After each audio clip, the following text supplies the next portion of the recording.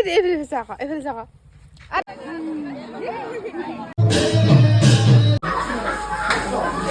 নমস্কাৰ সকলোকে স্বাগতম জনাইছোঁ মই নন্দিতা গগৈয়ে মোৰ অন্য এটা ভিডিঅ' ঘৰৰ ওচৰতে থিয়েটাৰ এখন চলি আছিলে তাতেই আমাৰ চিনাকি ছোৱালী এজনী আছিলে আৰু মই ভাত এসাঁজ খাবৰ কাৰণে মাতিলোঁ তাইৰ লগৰীখিনিৰ সৈতে আহিলে সেয়া আপোনালোকৰ লগত এইখিনি মুহূৰ্ত শ্বেয়াৰ কৰিছোঁ আনফালে আপোনালোকক কৈ আছিলোঁ ভাওনা আমাৰ গাঁৱত আছে বুলি আৰু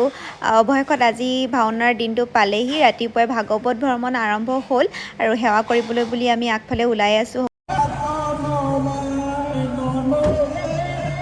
সৰু ছোৱালী লৈ গোটেই গাঁওখন ঘূৰাটো সম্ভৱ নহয় সেইকাৰণে আমি অলপ আগলৈ গৈ ঘৰলৈ আহি দিলোঁ বাকী ৰাইজে ভ্ৰমণ কৰিলে ভ্ৰমণ কৰি শেষ হৈ নামঘৰত মানুহবিলাক আহিলে আমিও ঘৰৰ পৰা ওলাই আহিলোঁ কণমানিজনীৰ সৈতে ৰাতিলৈ আকৌ ভাওনা চাবলৈ বুলিও আহিব লাগিব নহয় সেইকাৰণে সোনকালে ঘৰলৈ আহি দিলোঁ কাম বন কৰিবলৈ বুলি আৰু এয়া সন্ধিয়া পৰত আমাৰ গায়ন বায়নেৰে আৰম্ভ কৰিলে অনুষ্ঠানটি